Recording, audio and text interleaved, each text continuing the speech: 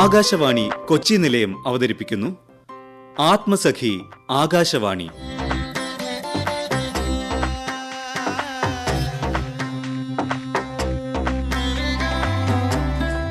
പ്രക്ഷേപണത്തിന്റെ 90 സുവർണ വർഷങ്ങൾ പ്രത്യേക പരിപാടി.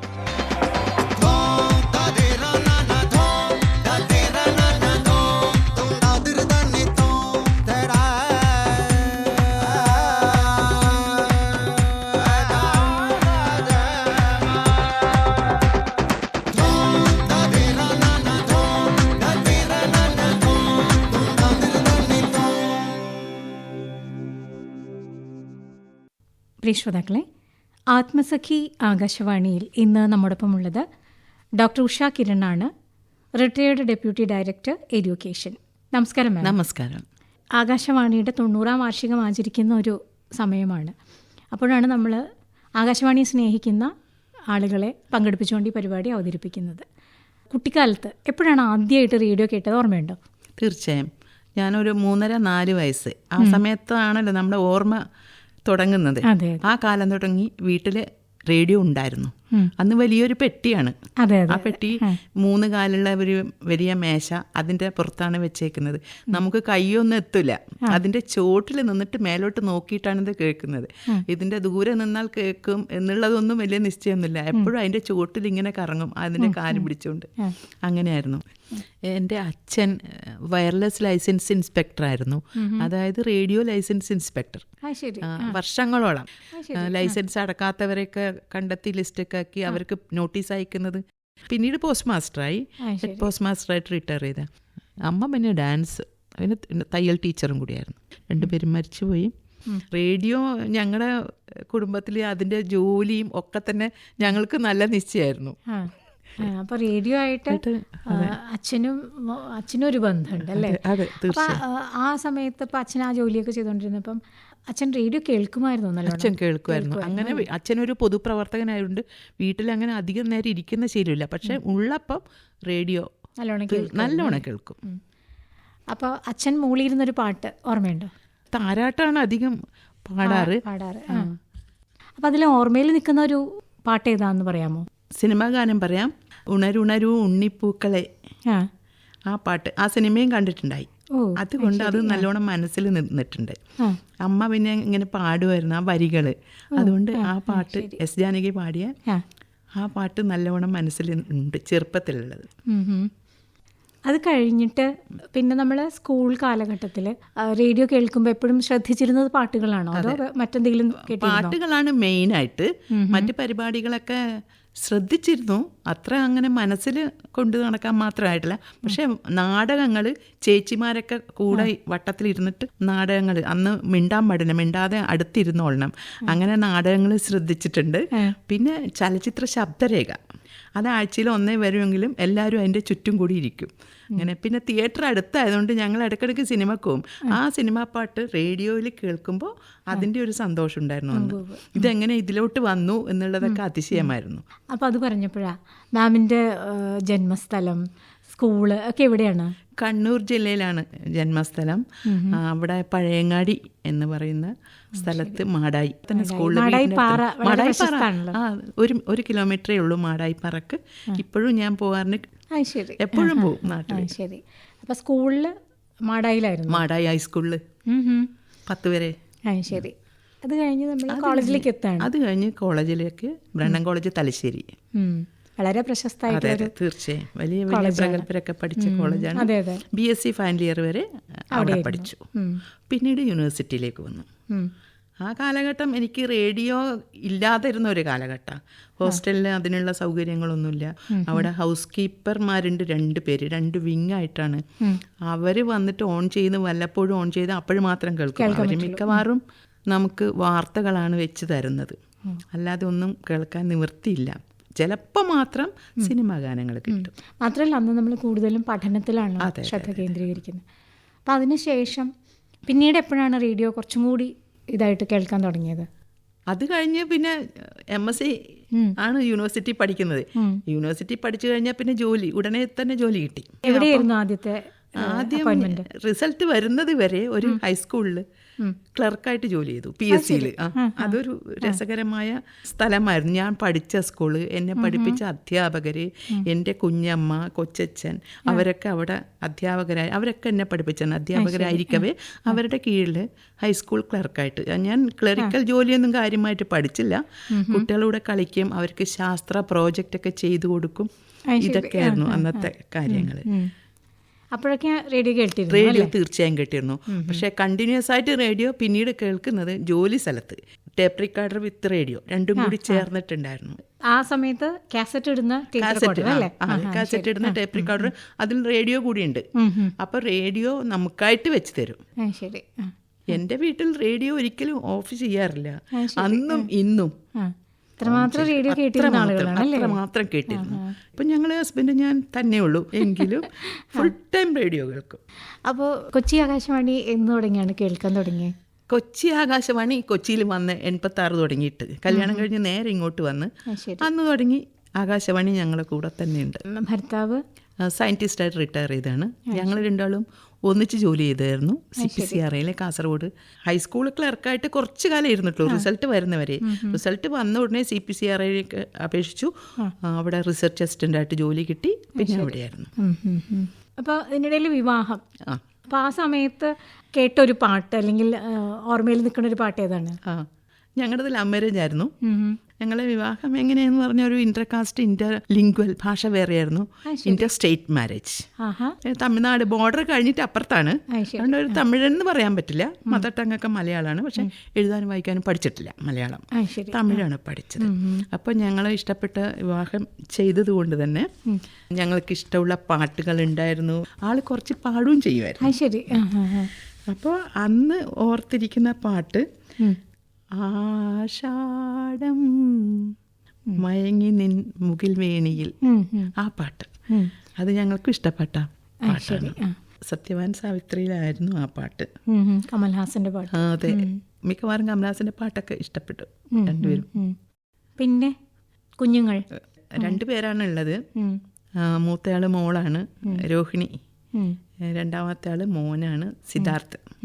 രോഹിണി M.Tech കഴിഞ്ഞിട്ട് കാനഡയിൽ ജോലി കിട്ടി പോയി. ഇലക്ട്രിക്കൽ എഞ്ചിനീയറായിട്ട് അവിടെ വർക്ക് ചെയ്യുന്നു. അവിടെ ഒരു വലിയ കമ്പനിയിൽ ഒരു ഹൈ പൊസിഷനിലാണ് ഉള്ളത്. അവിടെ ഹസ്ബൻഡും ഒരേപോലെ പഠിച്ചയാളാണ്, ഇലക്ട്രിക്കൽ എഞ്ചിനീയർ തന്നെയാണ്. അവർ ഫാമിലിയായിട്ട് അവിടെ സെറ്റിൽ ചെയ്തു. 2 കുഞ്ഞുങ്ങളുണ്ട്, 8 വയസ്സും 4 വയസ്സും, 2 ആൺകുട്ടികൾ. പിന്നെ രണ്ടാമത്തെ മോനാണ് ഡോക്ടറാണ്, ഓസ്ട്രേലിയയിലാണ്. അവർ കുഞ്ഞുങ്ങളായിരിക്കുന്ന സമയത്ത് മാമിൻ്റെ ആ ഒരു ഓർമ്മയിൽ ഉള്ളൊരു പാട്ട് പറഞ്ഞ് അവർക്ക് ഇഷ്ടമുള്ള പാട്ടുണ്ടായിരുന്നു. പാടിക്കൊടുക്കുമായിരുന്നോ?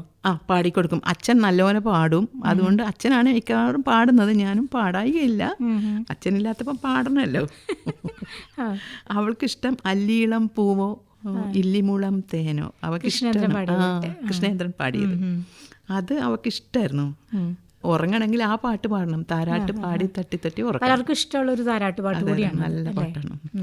TV-യിൽ അത് വരുമ്പോൾ കാണാനും അവർക്ക് ഇഷ്ടമായിരുന്നു. അച്ഛനോട് പറയും അല്ലിയിളം ഇങ്ങനെ പറയും, അത് പാടിക്കൊടുക്കണം. ശരി. ആ സമയത്തൊക്കെ റേഡിയോ കേൾക്കുമായിരുന്നല്ലോ അല്ലേ? തീർച്ചയായും എപ്പോഴും കേൾക്കും. റേഡിയോ ഓഫ് ചെയ്യുന്നില്ല. TV അവിടെ ഉണ്ടെങ്കിലും റേഡിയോ കേട്ടിരിക്കും. അടുക്കളയിൽ റേഡിയോ ഉണ്ടാവും എപ്പോഴും. അപ്പോൾ പലപ്പോഴും സമയം നിശ്ചയിച്ചിരുന്നത് റേഡിയോ ആണ്. അതെ, തീർച്ചയായും. രാവിലത്തെ എഴുന്നേക്കുന്നത് തുടങ്ങിയിട്ട് ബാക്കിയുള്ള ജോലികളൊക്കെ, ഓഫീസിൽ പോകുന്നത് ഒക്കെ റേഡിയോ ടൈം അനുസരിച്ചിട്ടാണ്. അപ്പോൾ അത് കഴിഞ്ഞിട്ട് ഡോക്ടറേറ്റ് എടുക്കുന്നത് എപ്പോഴാണ്? ഞാൻ അവിടെ CPCRAയിൽ തുടങ്ങിയിരുന്നു. പിന്നീട് ഞാൻ ഹസ്ബൻഡ് ഇങ്ങോട്ട് ട്രാൻസ്ഫർ ആയപ്പം ഞാൻ അവിടെയായി, ഹസ്ബൻഡ് ഇവിടെയായി. പിന്നെ 2 പേരും ബോട്ടണി ആയതുകൊണ്ട്, ഇവിടെയൊക്കെ ഫിഷറി സ്ഥാപനമായതുകൊണ്ട് ബോട്ടണി പോസ്റ്റ് കുറവാണ്. അപ്പം ഞാൻ അത് റിസൈൻ ചെയ്തിട്ട് ഇങ്ങോട്ട് വന്നു. ഈ ജോലി കിട്ടി. PSC നേരത്തെ എഴുതിയിട്ടിരുന്നു. ഹൈസ്കൂൾ ക്ലർക്കായിരിക്കുമ്പോൾ അതിനെ വെറുതെ PSC എഴുതിയിരുന്നു. 2 മാസത്തിനുള്ളിൽ തന്നെ ടെസ്റ്റ് എഴുതിയിരുന്നു. ആ ജോലി കുറെ കഴിഞ്ഞിട്ടാണ് കിട്ടുന്നത്. അത് ജോലി കളഞ്ഞിട്ട് വരാൻ എന്നോട് പറഞ്ഞത്, പക്ഷെ ഞാൻ കളയാൻ തയ്യാറായില്ല. ഒരു ജോലി കിട്ടിയാൽ വരാമെന്ന് പറഞ്ഞു. അങ്ങനെ 29th മേയ്ക്ക് കല്യാണം കഴിഞ്ഞു. ജൂൺ 2 ഇവിടെ വന്ന് സ്റ്റേറ്റ് ഗവൺമെന്റിൽ ജോയിൻ ചെയ്തു. അപ്പോൾ അവിടുത്തെ PhD അവിടെ പകുതിയായി. പിന്നെ ഇവിടെ വന്നിട്ട് കണ്ടിന്യൂ ചെയ്യായിരുന്നു. ഈ സെന്റ് തെരേസാസ് കോളേജിൽ ജോയിൻ ചെയ്തു PhDക്ക്, പാർട്ട് ടൈമായിട്ട് MG യൂണിവേഴ്സിറ്റിയിൽ. അങ്ങനെയാണ് ഡോക്ടറേറ്റ് കൈ കിട്ടുന്നത് അല്ലേ? ആ ഒരു സമയത്ത് ഒരു പാട്ട് ഓർമ്മയിലുണ്ടോ? ഞാൻ പ്രീ ഡിഗ്രിക്ക് പഠിക്കുമ്പോൾ തന്നെ ഹോസ്റ്റലിൽ നല്ല പാടുന്ന കുട്ടികളുണ്ടായിരുന്നു. അപ്പം ഞാനിങ്ങനെ പാട്ട് ഇഷ്ടപ്പെടുന്ന ആളായതുകൊണ്ട് കുട്ടികൾ സിലോൺ പ്രക്ഷേപണം വരും ഉച്ചയ്ക്ക് ശേഷം. അപ്പം അവിടെ നിന്ന് വിളിച്ച് പറയും. ഞാൻ പുസ്തകമൊക്കെ എടുത്തിട്ട് ഇങ്ങനെ ഗ്രൗണ്ടിൽ ഇങ്ങനെ മാവിൻ്റെ ചോട്ടിലൊക്കെ ഇങ്ങനെ നടന്ന്, വലിയ പഠിത്തമൊന്നും നടക്കൂലെങ്കിലും പുസ്തകമായിട്ട് ഇങ്ങനെ അലഞ്ഞിരിക്കും. അത് ശനി ഞായറൊക്കെ. അപ്പോൾ കുട്ടികൾ, ഒരു ശ്രീലത എന്ന കുട്ടി ഉണ്ടായിരുന്നു എൻ്റെ ജൂനിയറായിട്ട്. എന്നെ ബേബി എന്നാണ് വീട്ടിൽ വിളിക്കുന്നത്. അപ്പം ബേബി വെച്ചിയെ സിലോണിൽ നിന്ന് കിളിച്ചിലച്ചോ അങ്ങനെ വിളിച്ചു പറയാം. അപ്പോൾ ഞാൻ ഓടി വരും. ഞാൻ അങ്ങനെ ആ പാട്ടൊക്കെ അങ്ങനെ ഇഷ്ടപ്പെട്ടിട്ട് കേട്ടോണ്ടിരുന്നതാണ്. കിളിച്ചിലച്ചു. അത് പ്രീ ഡിഗ്രിക്ക്. ഞാൻ ഡിഗ്രി പഠിക്കുമ്പം ഹോസ്റ്റൽ യൂണിയൻ സെക്രട്ടറി ഒക്കെ ആയിരുന്നു. അപ്പോൾ പ്രീ ഡിഗ്രി പഠിക്കുന്ന കുട്ടികളൊക്കെ അവരെ പാട്ട് കോമ്പറ്റീഷനൊക്കെ കൊണ്ടുപോകുന്ന ഞാനാണ്. അങ്ങനെ തിരയും തീരവും എന്നുള്ള ആ പാട്ടിന് സെലക്ഷൻ കിട്ടി. പിന്നെ ഡിസ്ട്രിക്ട് ലെവലിലൊക്കെ ആ കുട്ടി സ്റ്റെല്ലെ ജൂനിയറായിട്ട് പഠിക്കുന്ന കുട്ടിയാണ്. അപ്പോൾ ആ സ്റ്റെല്ലയെ കൊണ്ടുപോകാൻ വേണ്ടിയിട്ട് ഞാൻ വിഷു പോലും ഉപേക്ഷിച്ചു. വിഷുവിന് വീട്ടിൽ പോകണം, അമ്മ കാത്തിരിക്കും. പക്ഷേ ഈ കുട്ടിയെ എന്ന് തന്നെയാണ് കൊണ്ടുപോകേണ്ടത് പാട്ടിന്. പക്ഷേ ഹോസ്റ്റൽ വാർഡനും ഞാനും ഈ കുട്ടിയും മാത്രം അവിടെ. ബാക്കി എല്ലാവരും വീട്ടിൽ പോയി. ഞങ്ങളവിടെ ഇരുന്ന് ഈ കുട്ടിയെ പങ്കെടുപ്പിച്ചു, സമ്മാനം മേടിച്ച് വന്നിട്ട് അടുത്ത ദിവസം ആണ് വീട്ടിൽ പോകുന്നത്. വളരെ രസകരമായ ഒരു ഓർമ്മകളൊക്കെ ഉണ്ടല്ലേ? അതെ, തീർച്ചയായും. അപ്പോൾ റേഡിയോയിൽ പാട്ട് മാത്രമല്ലല്ലോ ഉള്ളത്. അതെ. മറ്റേതൊക്കെ പരിപാടിയാണ് ശ്രദ്ധിച്ചിരുന്നത്? എല്ലാ പരിപാടിയും ശ്രദ്ധിക്കുന്നുള്ളതാണ്. ഡോക്ടറോട് ചോദിക്കുക എന്നുള്ളതായാലും, കുട്ടികൾക്കുള്ള എന്തെങ്കിലും പരിപാടി ഉണ്ടെങ്കിൽ അത്, യുവവാണി, പിന്നെ നിയമവേദി, അതൊക്കെ നമുക്ക് അറിയേണ്ട കാര്യങ്ങളാണല്ലോ. അത് എല്ലാ പരിപാടിയും A to Z പരിപാടിയും ശ്രദ്ധിക്കും. എല്ലാം നമുക്ക് അറിയേണ്ടതാണ്. ആകാശവാണി ശരിക്കും ഒരു എഡ്യൂക്കേറ്ററാണ്. എല്ലാ കാര്യവും നമ്മളെ പഠിപ്പിച്ച് തരും, അറിയിച്ചു തരുന്നത് ശരിക്കും ആകാശവാണിയാണ്. നമുക്കറിയാത്ത പല കാര്യങ്ങളും അത് അവിടെ കൊണ്ടെത്തിക്കും. പിന്നെ പല ഇൻ്റർവ്യൂസ്, പ്രഗത്ഭരായ സാഹിത്യകാരന്മാരുടെ പരിപാടികൾ, ചില ബുക്ക് റിവ്യൂ, പിന്നെ നോവൽ പാരായണം, പിന്നെ ലളിതഗാനം പറയണ്ടല്ലോ, പാട്ടുകളെല്ലാം ഉച്ചയ്ക്ക് ശേഷമുള്ള 2 മണിക്ക് ശേഷമുള്ള പാട്ടുകൾ, 4 മണിക്കുള്ള 4 മണിപ്പൂവ്, എല്ലാം നമ്മുടെ ഫേവറേറ്റ്സ് ആണ്. ഇപ്പം മാം പറഞ്ഞതെല്ലാം തന്നെ കൊച്ചി FM-ന്റെ പരിപാടികളാണ് അല്ലേ? അപ്പം ഇപ്പോൾ സ്ഥിരമായിട്ട് കൊച്ചി FM മാത്രമാണോ കേൾക്കുന്നത്? അത് മാത്രമാണ്. അത് ഓൺ ചെയ്തിട്ടാൽ ഓഫ് ചെയ്യുന്നില്ല, അത് മാത്രമാണ് കേൾക്കുന്നത്. കൊച്ചി FM മാത്രം. അപ്പോൾ രാവിലെ മുതലേ കേട്ടിരിക്കും. 5:50 തുടങ്ങിയിട്ട് 11 മണി വരെ രാത്രി. അതിനിടയിൽ എന്തൊക്കെ ഉണ്ടോ അതെല്ലാം കേട്ടിരിക്കും. പിന്നെ ഗ്രാമങ്ങളുടെ വിശേഷങ്ങൾ, പാട്ടിൻ്റെ നാട്ടുവഴി, പാട്ടും കേൾക്കാം. ഓരോ സ്ഥലത്തിൻ്റെ, ഇപ്പോൾ എറണാകുളത്താണെങ്കിലും കൊച്ചിയിലുള്ള പല സ്ഥലങ്ങളും. ഞാൻ ഒരു ഡെപ്യൂട്ടി ഡയറക്ടർ എഡ്യൂക്കേഷൻ ആയതുകൊണ്ട് എല്ലായിടത്തും പോകും. പക്ഷേ ചില വിശേഷങ്ങളൊന്നും നമുക്കറിയില്ലല്ലോ. എല്ലായിടത്തും പോയിട്ട് സ്കൂളിലുള്ളിടത്തൊക്കെ ഞാൻ പോയിരിക്കും. പക്ഷേ ആ നാട്ടിലെ വിശേഷങ്ങൾ, കാലടി പ്ലാന്റേഷനിലൊക്കെ സ്കൂളിൽ പോയിട്ടുണ്ടെങ്കിലും ആ ചുറ്റുവട്ടത്തുള്ള മറ്റ് കാര്യങ്ങൾ അതൊന്നും നമുക്കറിയില്ലല്ലോ. അവിടുത്തെ പഞ്ചായത്തിൻ്റെ പദ്ധതികൾ, അവിടുത്തെ കുട്ടികളുടെ പ്രത്യേകതകൾ, ട്രൈബ്സിൻ്റെ പ്രശ്നങ്ങൾ, അതൊക്കെ നമ്മൾ ആകാശവാണിയിലൂടെയാണ് കൂടുതൽ അറിയുന്നത്. ഔദ്യോഗിക ജീവിതത്തിൽ ഇപ്പോഴും ഓർമ്മയിൽ നിൽക്കുന്ന എന്തെങ്കിലും ഒരു സംഭവമോ അല്ലെങ്കിൽ അതിനോടനുബന്ധിച്ചൊരു പാട്ടോ ഉണ്ടോ? അത് ഞാൻ ട്രെയിനിങ് സ്കൂൾ പ്രിൻസിപ്പളായിരുന്നു കുറച്ചു കാലം, എടപ്പള്ളി. അത് ഞാൻ AU ആയിട്ട് 1 വർഷം AU ആയിരുന്നു. അപ്പോൾ AU ആകുമ്പോൾ കുഞ്ഞുങ്ങൾ 2 വയസ്സും 4 വയസ്സുമാണ്. അപ്പോൾ അവർ ഇരിക്കവേ അവരെ വീട്ടിലിട്ടിട്ട് ജോലിക്കാർ ആരെങ്കിലുമാണ് അവരെ നോക്കുന്നത്, ഹൗസ് കീപ്പ്. അപ്പോൾ ഈ ബേബി സിറ്റ് എന്ന് പറഞ്ഞ ഒരാൾ ഇരുത്തിയാലും അവർ എത്ര മണിക്കൂർ നോക്കും. നമ്മളെ ജോലി എന്ന് പറഞ്ഞാൽ AUക്ക് 5 മണിക്ക് ഇട്ടെറിഞ്ഞ് വരാനും പറ്റില്ല. പല കലോത്സവങ്ങളൊക്കെ ശാസ്ത്രമേളയ്ക്ക് വരുമ്പോൾ നമ്മൾ അത്രയും രാത്രി വരെ നിൽക്കേണ്ടി വരും. അങ്ങനെയൊക്കെ ആകുമ്പോൾ കുറേ ബുദ്ധിമുട്ടിയിട്ടുണ്ട്. അപ്പോൾ അതുകൊണ്ട് 1 വർഷം AU ആയിട്ട്, പിന്നെ സെയിം കാഡറാണ് ട്രെയിനിങ് സ്കൂളിൽ പ്രിൻസിപ്പൾ. അപ്പം ഞാൻ അങ്ങോട്ട് മാറി, അവിടെ വേക്കൻസി വന്നപ്പോൾ. അതിനകത്താകുമ്പോൾ കുഞ്ഞുങ്ങൾ അതിനകത്ത് തന്നെ വളർന്നോളും, നമുക്ക് ദൂരെങ്ങും പോകേണ്ട മറ്റു റിസ്കുകളൊന്നുമില്ല. ട്രെയിനിങ് സ്കൂളിലെ കാര്യം മാത്രം നോക്കിയത്. വലിയ കുട്ടികളാണ് പഠിപ്പിക്കേണ്ടത്. അങ്ങനെ അവിടെ വലിയ കുട്ടികളെന്ന് പറഞ്ഞാൽ 32 വയസ്സ് വരെയാണ് അഡ്മിഷൻ. അപ്പോൾ എനിക്ക് 30 വയസ്സ്. എൻ്റെ കുട്ടികൾക്ക് 32 വയസ്സിൽ കൂടുതലുള്ളവരുണ്ട്. പലരും ഡിപ്പാർട്ട്മെൻറ്റ് കാൻഡിഡേറ്റ്സ് വരും. അവർ ടീച്ചേഴ്സായിട്ട് പ്രൊമോഷൻ കിട്ടാൻ വേണ്ടി വരുന്നവരുണ്ട്. അപ്പോൾ അവർ ഒക്കെ എന്നേക്കാളും പ്രായമുള്ളവരുണ്ട് സ്റ്റുഡൻസായിട്ട്. അവിടെ നല്ല രസകരമായൊരു അന്തരീക്ഷമാണ്. ഹോസ്റ്റലുണ്ട്, ക്വാർട്ടേഴ്സ് ഉണ്ട്, HM പ്രിൻസിപ്പളിന് അവിടെ താമസിക്കാം. പിന്നെ അവരുടെ ആക്ടിവിറ്റി എന്ന് പറഞ്ഞാൽ സാധാരണ സ്കൂളിലല്ല. അവർക്ക് എല്ലാ കാര്യങ്ങളും അറിഞ്ഞിരിക്കണമല്ലോ ഒരു ടീച്ചർ. ഫിസിക്കൽ എഡ്യൂക്കേഷനും വേണം, മ്യൂസിക്കും വേണം, എല്ലാം വേണം. അപ്പം പ്രഗത്ഭരുടെ ക്ലാസ്സുകളൊക്കെ എപ്പോഴും വരും. അപ്പോൾ എൻ്റെ കുഞ്ഞുങ്ങൾ ആ ക്ലാസ്സിലൊക്കെ വന്നിരിക്കും. ഉച്ചയ്ക്ക് ശേഷം അവർ ഫ്രീ ആണല്ലോ. LKG UKG ഒക്കെ ആണെങ്കിലും അവർ ആ ക്ലാസ്സിൽ വന്നിരിക്കും. അവർ ക്ലേ മോഡലിങ്ങും കാര്യങ്ങളൊക്കെ അന്ന് പഠിച്ചു വർക്ക് എക്സ്പീരിയൻസിൽ. അതുപോലെ കാർട്ടൂൺ വരക്കാനൊക്കെ മോള് നന്നായിട്ട് ശീലിച്ചു. അവിടെ ട്രെയിനിങ് വരും. അപ്പോൾ അന്ന് കാർട്ടൂണിസ്റ്റ് എല്ലാവരും, ഞാനടക്കം വരച്ചു, എല്ലാവരെയും പഠിപ്പിച്ച് വരച്ചു. എല്ലാവരും പേരൊന്നും എഴുതണമെന്നില്ല കൊടുത്തു. എൻ്റെ മോളും എഴുതി, ചെറുതാണ്, അവൾക്ക് 4-5 വയസ്സേ ഉള്ളൂ. അവളും കൊടുത്തു ഈ പേപ്പർ, വരച്ച പേപ്പറൊക്കെ. അപ്പോൾ കാർട്ടൂണിസ്റ്റ് സീരിയാണ് വന്നത്. അപ്പോൾ പുള്ളി അതെടുത്തിട്ട് പറഞ്ഞു, ഈ ഒരു കാർട്ടൂൺ ആരാ വരച്ചതെന്ന് പറഞ്ഞിട്ട് ഇങ്ങനെ കാണിച്ചു. അപ്പോൾ അത് മോളായിരുന്നു. അപ്പോൾ അവൾ എഴുന്നേറ്റ് നിന്നാലും കാണൂലായിരുന്നു. അപ്പോൾ ഇവൾ എഴുന്നേറ്റ് നിന്നപ്പോൾ എല്ലാവരും പറഞ്ഞു രോഹിണിയാണ് വരച്ചത്, രോഹിണിയാണ് വരച്ചത്. രോഹിണീനെ പക്ഷെ സാറ് കാണുന്നില്ല. പിന്നെ ഈ പിള്ളേർ ആൺകുട്ടികൾ 4-5 ഉണ്ടാവുള്ളൂ ട്രെയിൻ സ്കൂളിൽ. അവരവളെ എടുത്ത് പൊക്കി ഡെസ്കിൻ്റെ മേലെ വെച്ചു. അപ്പോൾ സാറ് അതിശയപ്പെട്ടു പറഞ്ഞു, എന്നെയാണ് വരച്ചതല്ലേ, ആദ്യമായിട്ടാണ് ഒരാൾ എന്നെ വരയ്ക്കുന്നത്. ഇത്ര നന്നായിട്ട്, അത് വലിയ ജുബയും ഇങ്ങനെ ബട്ടണൊക്കെ ആയിട്ട് ആദ്യമായിട്ടാണ്. ഞാൻ കാർട്ടൂൺ വരക്കാൻ എത്രയോ ട്രെയിനിങ് കൊടുത്തിട്ടുണ്ട്. ആദ്യമായിട്ട് ഒരാൾ, എല്ലാവരും പ്രേം നസീറും മധു അങ്ങനെ ഇങ്ങനെയാണ് വരക്കുക, വളരെ നന്നായിട്ടുണ്ടെന്ന് പറഞ്ഞ് അവളെ സാറ് എടുത്ത് പൊക്കിക്കൊണ്ടുപോയി. അങ്ങനെയുള്ള അപ്രീസിയേഷൻ കിട്ടുന്നതുകൊണ്ട് ഈ കുട്ടികൾ എന്നും അവിടെയുള്ള ഓരോ കലാപരിപാടികൾ കാണും, അങ്ങനെ ഇരിക്കും. അപ്പോൾ ഒരിക്കലും അവിടുത്തെ ശാസ്ത്ര ക്ലബ്ബ് രാവിലെ കുട്ടികൾ തന്നെ ക്ലീൻ ചെയ്യണം. അപ്പം കുറേ ദിവസം ഞങ്ങൾക്ക് ഹോളിഡേ കാരണം അത് കഴിഞ്ഞിട്ട് സ്കൂളിൽ വരുന്ന ഓണം ഹോളിഡേയ്സ് കഴിഞ്ഞ് കുട്ടികൾ വന്ന് അപ്പം കുറച്ച് കാട് പിടിച്ചിരുന്നു. അപ്പം ഈ കാട് പിടിച്ചിട്ട് ക്ലീൻ ചെയ്യണം, കുട്ടികൾ തന്നെയാണ് വൃത്തിയാക്കുന്നത്.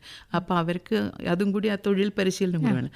അവരിങ്ങനെ പുല്ലിങ്ങനെ പറിക്കായിരുന്നു. അപ്പോൾ ഒരു പെൺകുട്ടി പുല്ലിങ്ങനെ പറിച്ചപ്പോൾ അതിലൊരു പാമ്പ്, ചെറിയ പാമ്പ്, അതിനെ ഇങ്ങനെ പിടിച്ചുകൊണ്ട് കോഴി വിളിക്കുക. രാവിലെ തന്നെ 9 മണിയായിട്ടുള്ളൂ. അപ്പം ഞാൻ വീട്ടിൽ നിന്ന് ഡ്രസ്സ് ചെയ്യുന്നേ ഉള്ളൂ, 9:30 ഇങ്ങോട്ട് വന്നാൽ മതി. ഇതൊക്കെ ക്ലീൻ ചെയ്ത് അവർ കയ്യും കാലം കഴുകി വന്നിട്ട് അസംബ്ലിയാണ്. അസംബ്ലി നിൽക്കുന്ന സ്ഥലത്താണ് ഈ പുല്ല് പറിച്ചപ്പം പാമ്പിനെ പിടിച്ചത്. പാമ്പിനെ ഇങ്ങനെ പിടിച്ചുകൊണ്ട് അതിൻ്റെ കഴുത്ത് പിടിച്ചുകൊണ്ട് ഈ കുട്ടി കൂവി കരയുന്ന എല്ലാവരും, ആൺകുട്ടികളടക്കം പേടിച്ച് ചുറ്റും നിൽക്കുന്നു. അപ്പം ഞാൻ ഓടി വന്നു, സാരിയൊക്കെ പെട്ടെന്ന് എടുത്തിട്ട് ഓടി വന്നു. ഞാൻ ഒച്ച കേട്ടിട്ട് വന്ന് നോക്കുമ്പോൾ ഈ കുട്ടി പാമ്പിനെയും പിടിച്ചിങ്ങനെ നിൽക്കുകയാണ്. ഈ കുട്ടിക്ക് ഇതിനെ വിടാൻ പറ്റില്ല. അങ്ങനെ വിട്ടാൽ അത് ചിലപ്പോൾ ഇവളെന്നെ കൈ കടിക്കും, അല്ലെങ്കിൽ ആരെങ്കിലും കടിക്കും എന്ന് വെച്ച് ഇങ്ങനെ പിടിച്ചുകൊണ്ട് നിൽക്കുക. അപ്പോൾ അന്ന് ഹസ്ബൻഡ് ലക്ഷദ്വീപിലെ ജോലി ചെയ്യുന്ന ആളുണ്ടായിരുന്നു വീട്ടിൽ. ഞാൻ തിരിച്ച് പോയി വീട്ടിൽ പോയി. ഞാൻ പറഞ്ഞ ശബ്ദം ഉണ്ടാക്കേണ്ട, ഇപ്പം അതിന് പരിഹാരം ഉണ്ടാക്കാം, അങ്ങനെ തന്നെ മോള് പിടിച്ചുകൊണ്ട് നിൽക്കാൻ പറഞ്ഞു. ഞാൻ വീട്ടിൽ ചെന്ന് ഹസ്ബൻഡിനെ വിളിച്ചുകൊണ്ടെന്ന് ആളിങ്ങനെ അതിനെ വാങ്ങി അതേപോലെ പിടിച്ചിങ്ങനെ ആ കയ്യിൽ തന്നെ വാങ്ങി. പാമ്പിനൊന്നും ചെയ്യാൻ പറ്റാത്ത വിധത്തിൽ അതിൻ്റെ കഴുത്തിനാണ് പിടിച്ചത്. അപ്പോൾ അതിനെ വായ പൊളിച്ചിങ്ങനെ നിൽക്കുക പാമ്പ്, ചെറിയ പാമ്പ്. ഈ പാമ്പിനെ കണ്ട ഉടനെ ഞാൻ ഐഡൻറ്റിഫൈ ചെയ്തു, ഞാൻ ബയോളജിസ്റ്റ് ആണല്ലോ. അപ്പോൾ ഇത് അണലിപ്പാമ്പായിരുന്നു, അണലിയായിരുന്നു, കുഞ്ഞണലി. അതിന് ചെറുതായാലും പോലും വിഷം, നല്ല വിഷമുണ്ട്. അപ്പോൾ ഇതിനെ ഹസ്ബൻഡ് പിടിച്ചിട്ട് ഇങ്ങനെ വെച്ച് അതിൻ്റെ വാ പൊളിച്ച് അതിൻ്റെ വിഷപ്പല്ല് ഇതൊക്കെ കുട്ടികൾക്ക് പഠിപ്പിച്ചു. അതിൻ്റെ ശലക്കങ്ങൾ, അതിൻ്റെ വാലിൻ്റെ പ്രത്യേകത. അവിടെ എല്ലാവരും 40-80 കുട്ടികളുണ്ട്. Juniors 40, seniors 40. ഈ 80 കുട്ടികളും ചുറ്റും നിൽക്കുകയാണ് ആ ഗ്രൗണ്ടിൽ നിന്നിട്ട്. അന്ന് അസംബ്ലി കുറച്ച് താമസിപ്പിച്ചു, ഇത് പഠിച്ച് തീരണല്ലോ. അപ്പോൾ ആള് അതിനെ ഒരു വടിയെടുത്ത് അതിൻ്റെ വിഷപ്പല്ല് എവിടെയാണ് ഇരിക്കുന്നത്, വിഷത്തിൻ്റെ സഞ്ചി അതിൻ്റെ പുറകില്ല, അത് കാണിച്ചു. ശലക്കങ്ങൾ എങ്ങനെയാണ് പാമ്പിനെ ഐഡൻറ്റിഫൈ ചെയ്യുന്നത്, ഈ പാമ്പിൻ്റെ പ്രത്യേകത, ഇതൊക്കെ പഠിപ്പിച്ചിട്ട് അതിനുശേഷം ആൾ ആ സ്റ്റേജ്, അവിടെ ഒരു ഓപ്പൺ സ്റ്റേജ് ഉണ്ടായിരുന്നു ഈ അസംബ്ലി ഏരിയയുടെ സൈഡിൽ, അതിൻ്റെ മേലെ ഇട്ടു പുല്ലോടുകൂടി.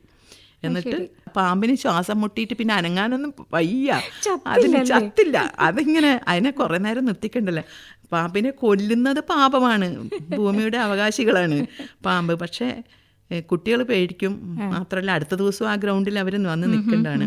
പിന്നെ ഹസ്ബൻഡ് എന്നെ തല്ലിക്കൊന്ന്, ബഷീറിൻ്റെ ഭൂമികളുടെ അവകാശികൾ ഓർത്തിട്ട് തന്നെ പിന്നെ കൊല്ലാതെ നിവൃത്തിയില്ലാത്തതുകൊണ്ട് അതിനെ കൊന്നു. ആ വർഷത്തെ സയൻസ് ക്ലബിന് ഒരു സയൻറ്റിസ്റ്റിനെ അവർ ക്ഷണിച്ചു. അത് ഹസ്ബൻഡിന് തന്നെ. ഇവർ ഹസ്ബൻഡിനെ വിളിച്ചുകൊണ്ടുവന്നു. സാറ് വന്നിട്ട് ഞങ്ങളെ സയൻസ് ക്ലബ്ബ് ഉദ്ഘാടനം ചെയ്തിരുന്നു. അപ്പോൾ പുള്ളി സമ്മതിച്ചു. അപ്പോൾ ഉദ്ഘാടന പ്രസംഗം കഴിഞ്ഞ് ഈ ശാസ്ത്രജ്ഞൻ, ഞാൻ തൊട്ട് അടുത്തിരിക്കുക, അത് കഴിഞ്ഞിട്ട് ഉദ്ഘാടനം കഴിഞ്ഞ ഉടനെ കുട്ടികൾ പറഞ്ഞു സാർ ഒരു പാട്ട് പാടണമെന്ന്. പാട്ട് പാടണമെന്ന് പറഞ്ഞപ്പോൾ ആള് വേഗം തന്നെ എൻ്റെ റൈറ്റിലല്ലേ ഇരിക്കുന്നത്, എൻ്റെ കൈ ഇങ്ങനെ പിടിച്ചോണ്ട് പാടി. കൽപ്പാന്ത കാലത്തോളം കാതരെ നീയൻ മുന്നിൽ. അപ്പോൾ റേഡിയോയെക്കുറിച്ചുള്ള മാമിൻ്റെ ഒരു നിരീക്ഷണം? റേഡിയോ ആണ് നമുക്ക് ആരും ഇല്ലാത്തപ്പോഴും ഒരു കൂട്ട്. വീട്ടിൽ ഞങ്ങൾ രണ്ടുപേരേ ഉള്ളൂ. ആളും ചിലപ്പോൾ ടൂർ പോകും, ചിലപ്പോൾ എന്തെങ്കിലും പഠിക്കാൻ പോകും. ഞങ്ങൾ രണ്ടാളും ഇങ്ങനെ കണ്ടിന്യൂസ് ആയിട്ട് പഠിക്കുന്ന ആളുകളാണ്. അപ്പോഴൊക്കെ ഞാൻ വീട്ടിലിരിക്കുകയാണെങ്കിൽ എനിക്ക് സ്ഥിരമായിട്ട് കൂട്ട് റേഡിയോ ആണ്. പിന്നെ ഞങ്ങൾക്കൊരു പട്ടി ഉണ്ടായിരുന്നു, ലാബ്രഡോർ. അതിന് ഈ റേഡിയോ എപ്പം വേണം. ഞങ്ങൾ റേഡിയോ ഇട്ട് കഴിഞ്ഞാൽ അതിൻ്റെ ചോട്ടിലാണ് അത് വന്നിരിക്കുന്നത്. അതുകൊണ്ട് തന്നെ റേഡിയോ നമുക്ക് ഒരിക്കലും ഒഴിവാക്കാൻ പറ്റാത്ത ഫാമിലി മെമ്പറാണ്.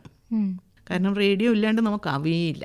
ആളുകൾ പലപ്പോഴും നമ്മൾ സംസാരിക്കുന്ന സമയത്തൊക്കെ അവർ നമ്മളോട് പറയും, വീട്ടിലൊറ്റയ്ക്കാവുന്ന സ്ത്രീകളും പുരുഷന്മാരും ഉണ്ടല്ലോ. അതെ. അപ്പോൾ അവർക്ക് ആ വീട്ടിൽ വേറൊരു അംഗം റേഡിയോ ആണ്. അതെ. നിരന്തരം സംസാരിച്ചുകൊണ്ടിരിക്കുന്നതുകൊണ്ട് ആരും ഇല്ല എന്നൊരു തോന്നൽ അവർക്കുണ്ടാവില്ല. അത്രയും ഇഷ്ടപ്പെട്ടിട്ടാണ് ഓരോ പരിപാടിയും കേൾക്കുന്നത്. പിന്നെ ഞങ്ങളെ പ്രണയകാലത്താണ് ആഷാഢം, പിന്നെ ചെമ്പക തൈകൾ പൂത്ത മാനത്ത് പൊന്നമ്പിളി. അത് ഹസ്ബൻഡിന് ഇഷ്ടമാണ്, ആള് പാടുകയും ചെയ്യും. ഇതൊക്കെ കമലഹാസന്റെ പാട്ടാണ്. പിന്നെ ശ്രുതിലയ മധുരം, സുരഭില നിമിഷം, അത് 85. അപ്പോഴും ഞങ്ങൾ കല്യാണമൊക്കെ ഇങ്ങനെ അറേഞ്ച് ചെയ്ത് ആവുന്ന 86 കല്യാണം കഴിയുന്നത്. അങ്ങനെയുള്ള പാട്ടുകൾ ഞങ്ങൾക്ക് ഇഷ്ടമുള്ള പാട്ടുകളായിരുന്നു. പിന്നെ ഹസ്ബൻഡിന് പ്രത്യേകിച്ച് ഇഷ്ടമുള്ളൊരു പാട്ടുണ്ട്, സുന്ദര രാവിൽ ചന്ദന മുകിലിൽ മന്ത്രങ്ങൾ എഴുതും ചന്ദ്രിക. ആ പാട്ട് ഹസ്ബൻഡിന് ഇഷ്ടം. നിലവിൽ ഇപ്പം എന്താണ് ചെയ്യുന്നത്? ഇപ്പം ഞാൻ ഒരു 5-10 ഓർഗനൈസേഷനിലുണ്ട്. അതായത് അതിൻ്റെ കീ റോളിൽ തന്നെ പ്രസിഡൻ്റായിട്ടും വൈസ് പ്രസിഡൻ്റായിട്ടും അങ്ങനെയൊക്കെയുള്ള ഇൻ്റർനാഷണൽ ലെവലിൽ 2 ഓർഗനൈസേഷനിലുണ്ട്. State level, national level, district level, അങ്ങനെ പല ഓർഗനൈസേഷനിലുണ്ട്. പിന്നെ ബേസിക്കായിട്ട് ഞാൻ പഠിച്ചുകൊണ്ടിരിക്കുന്ന ഒരു സ്റ്റുഡൻ്റാണ്. എന്തെങ്കിലും പഠിച്ചുകൊണ്ടിരിക്കും. ഇപ്പോൾ ഡാൻസ് പഠിക്കുന്നത് സ്ഥിരമായിട്ട്. അപ്പോൾ ഞങ്ങൾ ചങ്ങമ്പുഴ പാർക്കിൽ 60+ ആ ഡാൻസ്. അതിലിപ്പോൾ ഞാൻ 7ാമത്തെ വർഷമാണ് പഠിക്കുന്നത്. സ്റ്റേജ് പെർഫോമറാണ്. കഴിഞ്ഞ ദിവസം ഓണത്തിന് 2 പ്രോഗ്രാം ഉണ്ടായിരുന്നു. തൃക്കാക്കര അമ്പലത്തിലും കളമശ്ശേരി അഗ്രോ ഫെസ്റ്റിലും. അങ്ങനെ കുട്ടിക്കാലത്തൊരു ഇഷ്ടമായിരുന്നു. കുട്ടിക്കാലത്തും ചെയ്തിരുന്നു. അമ്മ നല്ല ഡാൻസറായിരുന്നു, പഠിച്ചിരുന്നു കുട്ടിക്കാലത്ത്. പിന്നെ അത് ഇട്ട് പോയില്ലേ, നമ്മളെ ജോലി തിരക്കൊക്കെ ആയിട്ട്. കോളേജിൽ പഠിക്കുമ്പോൾ ഒക്കെ ചെയ്തിരുന്നു. അപ്പം ഞങ്ങൾ അവിടെ ഒരു 61ഓളം പേരുണ്ട്, ഞങ്ങൾ ഈ 60+. അങ്ങനെ ഞങ്ങളൊരു കൂട്ടായ്മ, നല്ലൊരു ആഘോഷ കമ്മിറ്റിയാണ് അവിടെ എല്ലാവരും കൂടി. അപ്പോൾ ഞങ്ങൾ പഠിപ്പിക്കുന്ന ടീച്ചറാണെങ്കിൽ ചെറുപ്പക്കാരിയാണ്. എൻ്റെ മോളെക്കാളും വലിയ പ്രായം കൂടുതലൊന്നും ഉണ്ടാവില്ല. ടീച്ചറാണെങ്കിൽ ഞങ്ങൾക്ക് പറ്റിയ സ്റ്റെപ്സ്, ക്ഷമയുടെ അങ്ങേ തലയാണ് ടീച്ചർ. ഞങ്ങളെ ദേഷ്യപ്പെടുകയൊന്നുമില്ല, കാരണം അമ്മമാരാണ് ഞങ്ങൾ. ഞങ്ങളുടെ ആരോഗ്യസ്ഥിതിയും ഒക്കെ കണ്ടറിഞ്ഞ് ഞങ്ങൾക്ക് വേണ്ടി അതൊക്കെ കോംപ്ലിക്കേറ്റഡ് ഒന്നും ഞങ്ങൾക്ക് തരില്ല. എന്നാൽ നന്നായിട്ട് പെർഫോം ചെയ്യിക്കും ഞങ്ങളെ കൊണ്ട് സ്റ്റേജിൽ. അപ്പം ഷിബു ചക്രവർത്തിയുടെ ഭാര്യ എപ്പോഴും വരാം. അപ്പം ഈറൻ മേഘം പൂവും കൊണ്ടേ, അപ്പം ഷിബു ചക്രവർത്തിയുടെ ചിത്രത്തിലെ പാട്ട് ഞങ്ങളെ എല്ലാ ഡാൻസ് ഫ്രണ്ട്സിന് വേണ്ടി ആ പാട്ട് ഡെഡിക്കേറ്റ് ചെയ്യണമെന്ന് ഞാൻ ആഗ്രഹിക്കുകയാണ്. തീർച്ചയായും. പ്രിയ ശ്രോതാക്കളെ, ഇന്ന് നമ്മോടൊപ്പം ഉണ്ടായിരുന്നത് ഡോക്ടർ ഉഷ കിരൺ ആണ്. വിദ്യാഭ്യാസ മേഖലയിൽ ഡെപ്യൂട്ടി ഡയറക്ടർ എഡ്യൂക്കേഷൻ ആയി വിരമിച്ച ഡോക്ടർ ഉഷ കിരൺ ആണ്. Thank you ma'am. ഈ പരിപാടി തീർച്ചയായും എനിക്കൊരു സർപ്രൈസ് ആയിരുന്നു. എന്നെ കണ്ടെത്തുകയും ആകാശവാണിയുടെ ഈ 90ാം വാർഷികത്തിൽ ഇങ്ങനൊരു അവസരം തന്നതിന് ആകാശവാണിയോട് പ്രത്യേകം നന്ദി പറയാണ്. അതുപോലെ എത്രയോ ജനങ്ങളെ നന്മയിലേക്ക് നയിക്കുന്ന, അവർക്ക് വേണ്ടുന്ന എല്ലാവിധത്തിലുള്ള സഹായവും കേൾവിയിലൂടെ, അതായത് കാണിച്ചു കൊടുക്കുകയല്ല പറഞ്ഞു കൊടുക്കുകയാണ്. അങ്ങനെ ഒരു എഡ്യൂക്കേറ്ററായിട്ട് ഒരുപാട് മുന്നോട്ട് പോകട്ടെ. ഇനിയും ഒരുപാട് തലമുറകൾക്ക് ഇത്തരം അവസരങ്ങൾ ഉണ്ടാവട്ടെ. അവരെ പ്രചോദിപ്പിക്കുന്ന രീതിയിൽ ആകാശവാണിക്ക് പ്രോഗ്രാംസ് അവതരിപ്പിക്കാനായിട്ട് സാധിക്കട്ടെ എന്ന് ആശംസിച്ചുകൊണ്ട് നിർത്തട്ടെ. നന്ദി, നമസ്കാരം. മാമിൻ്റെ ഈ വാക്കുകൾ ഞങ്ങൾക്കും വലിയൊരു സന്തോഷവും പ്രചോദനവുമാണ്. കാരണം ഇനിയും നമുക്ക് പ്രോഗ്രാം ചെയ്യുമ്പോൾ ആളുകൾക്ക് ഉപകാരപ്പെടുന്നത് ചെയ്യണം, നല്ലത് കേൾപ്പിച്ചു കൊടുക്കണം എന്നുള്ളൊരു ആലോചന എപ്പോഴും ഉണ്ടാവും.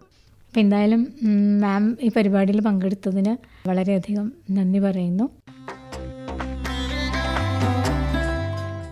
നിർവഹണം ലൗലി, സഹായം ബിന്ദു വേണു. പ്രക്ഷേപണത്തിന്റെ 90 സുവർണ വർഷങ്ങൾ പ്രത്യേക പരിപാടി ആത്മസഖി ആകാശവാണി സമാപിക്കുന്നു.